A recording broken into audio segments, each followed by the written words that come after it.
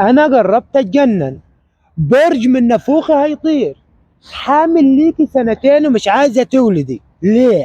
هو انا متجوز جاموسه؟ كده برضو يا حبيبي؟ حد يقول على مراته حبيبته اللي هتبقى ام ابنه كده؟ ما فيش حد بيقعد حامل سنتين، ده حتى الجاموسه بتقعد 10 11 شهر.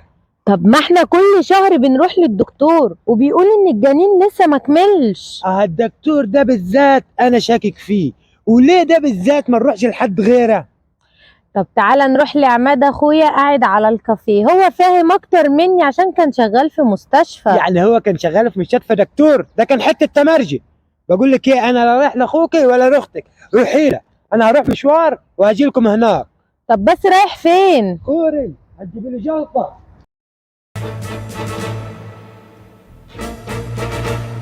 يا دكتور، سالت عليك في العياده فوق، قالوا لي انك بتتصرمح هنا. ايه بس الصرمحه دي؟ من غير فزلكه كتير، امسك، مش قلت اعمل لي تحاليل؟ في ايه يا دنيا؟ ايه اللي اخرك كده؟ بعدين حمدي فين؟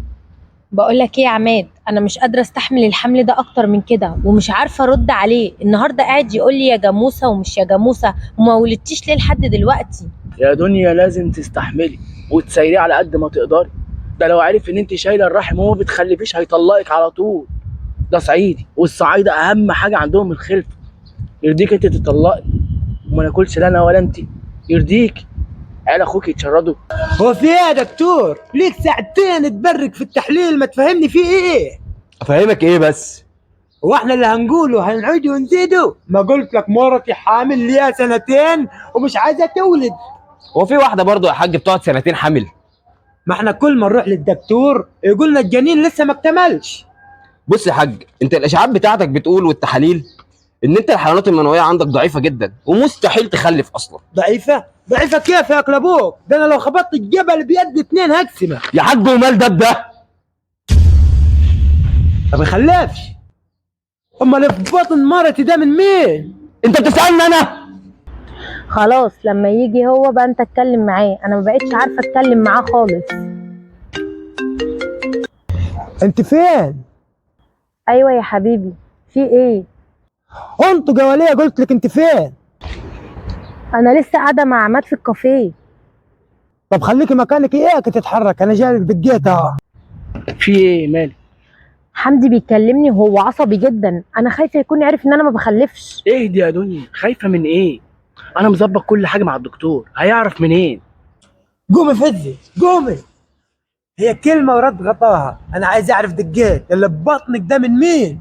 في ايه يا حبيبي؟ اكيد منك انت طبعا. منني؟ اذا كان انا لسه دلوقتي جاي من عند الدكتور وقال لي انك ما بتخلفش. هو قال لك كده؟ واكد لي كمان، وانا قبل ما اخلص عليكي لازم اعرف الواد ده من مين عشان اخلص عليه. اللي في بطني ده من الدولاب، وانا من ساعه ما عرفت ان انت ما بتخلفش وانا حاطه قماشه وعامله نفسي حامل عشان ما احسسكش بالنقص، وانت دلوقتي جاي تهني. ايوه، كلام اختي مظبوط، وانا اللي قلت لها هتقول لك كده عشان ما تحسكش بالعجز اللي عندك وانت جاي قدامي وتهنها. هي الحكايه كده يا جماعه؟ طب معلش انا اسف. ينفع بايه للاسف بعد الاهانه؟ امال انت عايز ايه؟ انا عايز عربيه. وانا عايزه يا حبيبي تكتب لي الفيلا اللي احنا قاعدين فيها باسمي عشان انت هنتني قوي. انا فعلا يا جماعه هنكم وهنفذ كل اللي انت عايزينه، بس انا ما فيش غير حاجه واحده هتجنني. الدولاب اللي انا شاريه بفلوسي وحاطط فيه خلقاتي وحاجتي يخون معاكي. ايه ده؟ انت جبت الكلام ده منين؟ الكلام ده مش في النص. نص ايه؟ هو في واحده بتقعد حامل سنتين؟